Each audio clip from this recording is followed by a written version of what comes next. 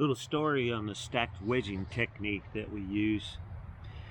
Soren and I, we had a game of logging program going on in Indiana, and we were on a site, had some pretty good sized trees, and we had felled several trees, and there was a gentleman who had moved to Indiana that was from the West Coast. He had grew up and worked in logging, I believe out in Oregon, and he had moved to Indiana and gotten a job on a logging operation, and everybody called him West Coast. Soren kind of nicknamed him West Coast.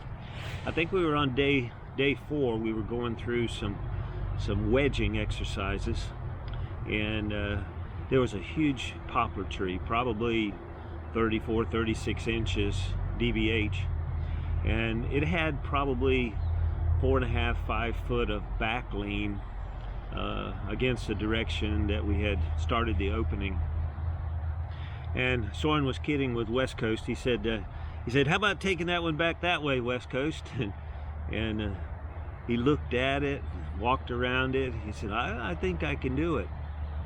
And he started off cutting on it, and Soren said, well, you don't have to necessarily do that one. You can do another one. And he said, no, I think I can handle that one. And so he started up the saw, put his face notch in it. He bored into it and cut back and placed the wedge, and he came on around and placed another wedge. And then he started driving those 2 wedges in. He had his hinge set up, face notch was good.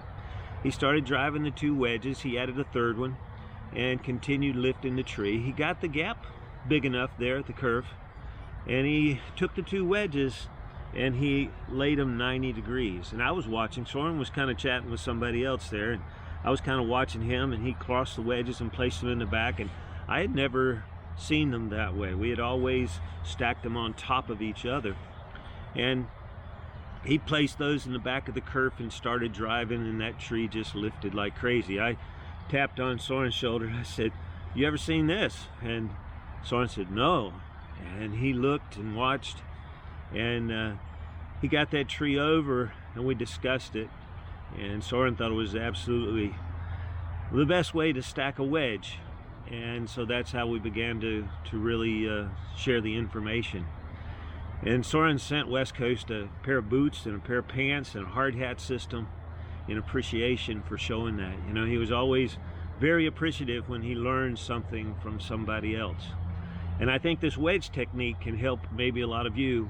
And if you've never tried it, it cuts down a lot of resistance, and it makes lifting a large tree very, very easy. So many times people try to stack the wedges on top of each other to drive in the back of the kerf. And what happens, you've increased or doubled the ramp on the wedges, so the actual lifting angle is increased. It's kind of like a splitting wedge is way too steep to be able to lift a lot of weight very easily. You see, a thin taper makes it much easier to lift the tree. A longer wedge actually also makes it easier to lift the tree. But it's something where most people try to stack it on top this way, drive it in, and it creates a lot of pressure. It tries to lift too quickly, and it takes a lot harder hit on the hammer. This way, you see, and go in the back of the kerf, then more or less as you drive it in, you have almost a flat lifting action. And so much less friction, and the wedges can, as you have one as a shim and one as a slider, you drive both of them in, you end up with the same 2 inches of lift at the base, at the back, but you have the ability to lift it nice and evenly, and a lot less resistance to be able to drive them in. All right, so now we're going to place 2 wedges.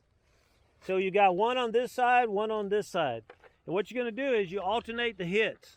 Okay. So when you hit this one, that one will loosen. When you hit that one, this one will loosen. Okay.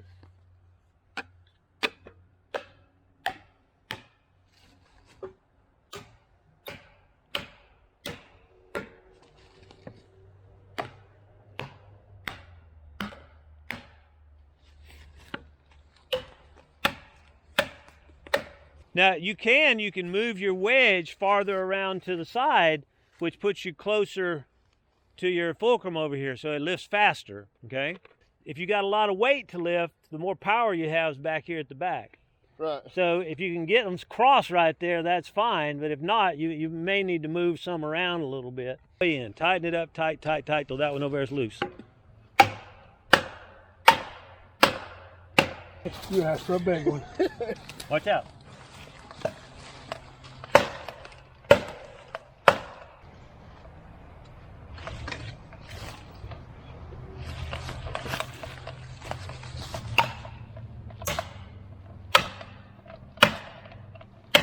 It's loose now.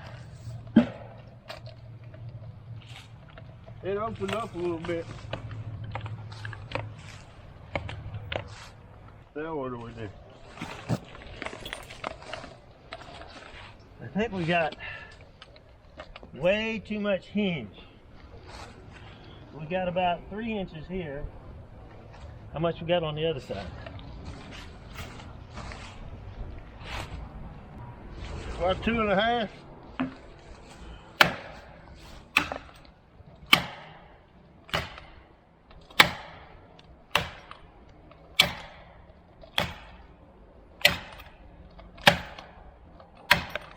It's opening.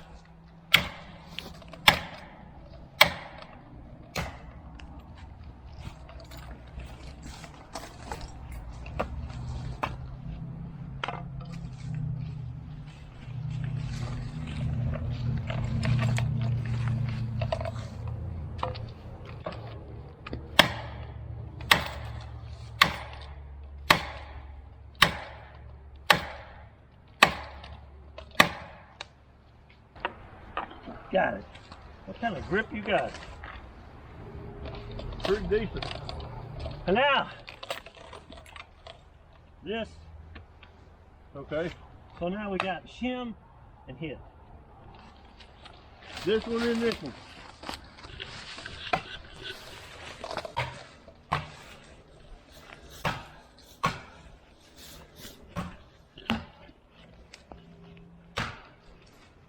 All right, watch it now.